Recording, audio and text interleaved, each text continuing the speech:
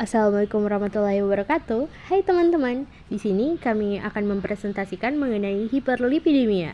Yuk langsung aja ke materi pertama. Adapun definisi hiperlipidemia menurut Bits Alsa et al. 2012 adalah kondisi yang abnormal pada peningkatan lipid dan atau lipoprotein dalam darah yang merupakan bentuk umum dari dislipidemia. Dan juga hiperlipidemia merupakan faktor risiko terjadinya aterosklerosis atau penyakit jantung koroner yang biasa disingkat PJK. Selanjutnya, definisi antihiperlipidemia yaitu merupakan obat yang digunakan untuk menurunkan kadar lipid plasma. Adapun jenis hiperlipidemia yaitu ada dua. Yang pertama, hiperlipidemia primer, yaitu karena adanya kelainan genetik. Yang kedua yaitu hiperlipidemia sekunder, dikarenakan adanya penyakit tertentu seperti diabetes, hepar, dan sindrom nefrotik. Dan yang kedua yaitu adanya diet makanan, yang merupakan asupan lemak atau kolesterol yang berlebihan. Yang selanjutnya yaitu ada obat-obatan yang dipengaruhi oleh obat golongan beta blocker, diuretik, serta pil KB. Selanjutnya yaitu klasifikasi hiperlipidemia. Klasifikasi yang pertama yaitu hiperlipoproteinemia tipe 1. Tipe 1 hiperlipoproteinemia adalah bentuk hiperlipoproteinemia terkait dengan defisiensi lipoprotein lipase. Hiperkilomikronemia masih pada waktu puasa, walaupun jumlah lemak dalam keadaan normal menyebabkan peningkatan triacylglycerol serum yang sangat tinggi.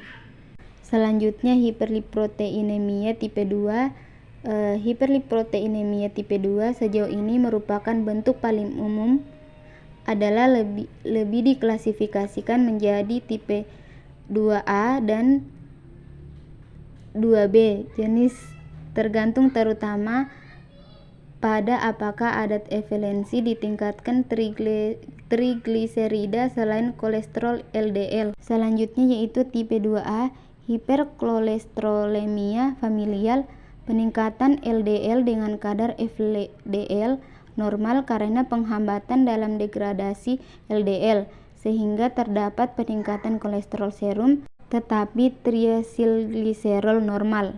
Selanjutnya yaitu tipe 2B hiperlipidemia kombinasi familial, tingkat FLDL tinggi karena kelebihan produksi substrat termasuk trigliserida, asetil CoA, dan peningkatan dalam B100 sintetis. Hal ini juga dapat disebabkan oleh pembersihan penurunan LDL. Selanjutnya ada hiperlipoproteinemia tipe 3 atau disbeta lipoproteinemia familial. Kilomrikon tinggi dan IDL atau intermediate density lipoprotein, juga dikenal sebagai penyakit atau beta yang luas, disbeta lipoproteinemia. Penyebab paling umum untuk formulir ini adalah adanya genotipe ApoE E2 atau E2. Hal ini karena kolesterol FLDL yang kaya beta FLDL. Selanjutnya ada hiperlipoproteinemia tipe 4 atau hipertrigliseridemia familial.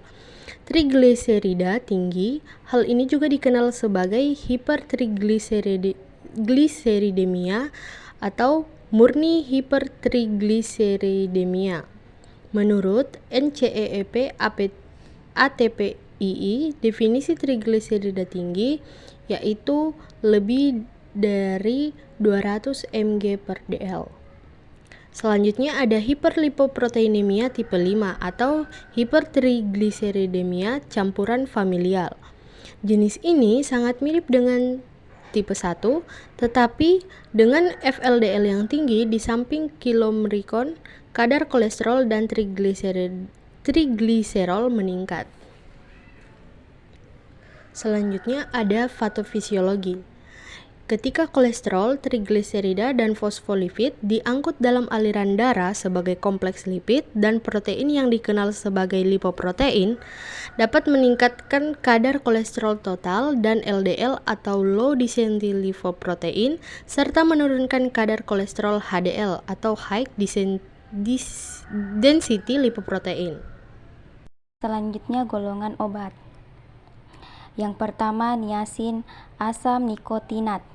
Niacin adalah suatu penghambat kuat pada sistem lipase intraseluler dari jaringan adiposa yang diduga dapat menurunkan produksi VLDL, very low density lipoprotein, dengan menurunkan aliran asam lemak bebas ke hati.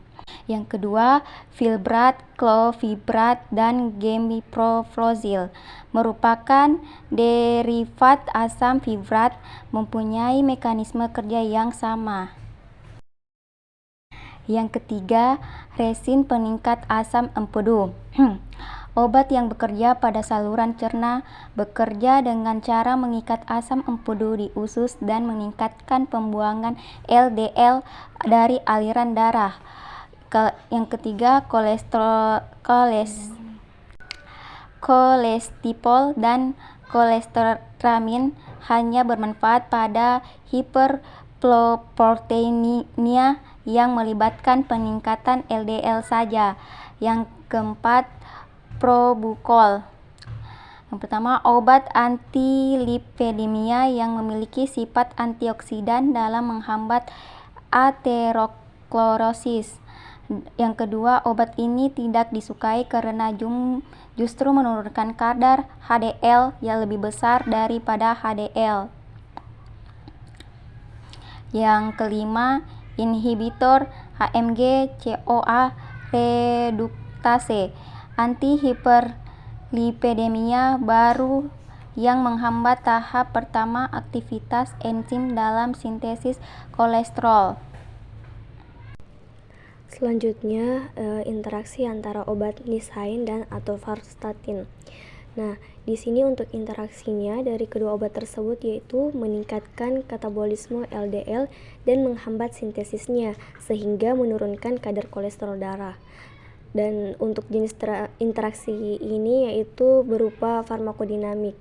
Nah, untuk mekanisme interaksinya sendiri yaitu dari kedua obat tersebut, interaksi antara niacin dan statin dapat mempengaruhi metabolisme obat, aktivitas transporter obat, dan kerusakan hati serta resiko rhabdomyolysis. Interaksi selanjutnya yaitu ada golongan asam nikotinat dan warfarin. Nah, dari interaksi kedua obat tersebut yaitu dapat mempengaruhi kemampuan warfarin untuk mengontrol pembekuan darah. Asam nikotinat dikenal dapat meningkatkan efek antikoagulan warfarin, yang berarti dapat meningkatkan risiko pendarahan. Hal ini terjadi karena asam nikotinat dapat mempengaruhi hati dan proses metabolisme warfarin dalam tubuh. Dari jenis interaksi ini yaitu farmakodinamik. Interaksi selanjutnya yaitu obat fibrat dan heparin. Interaksinya yaitu penggunaan bersama fibrat dan heparin dapat meningkatkan resiko pendarahan. Fibrat dapat mempengaruhi fungsi pembekuan darah dengan meningkatkan aktivitas enzim yang mengurangi bekuan darah. Kombinasi fibrat dan heparin dapat memperpanjang waktu pendarahan dan memperburuk resiko pendarahan pada pasien. Jenis interaksinya yaitu farmakokinetik. Interaksi selanjutnya yaitu clovibrat dan siklosporin.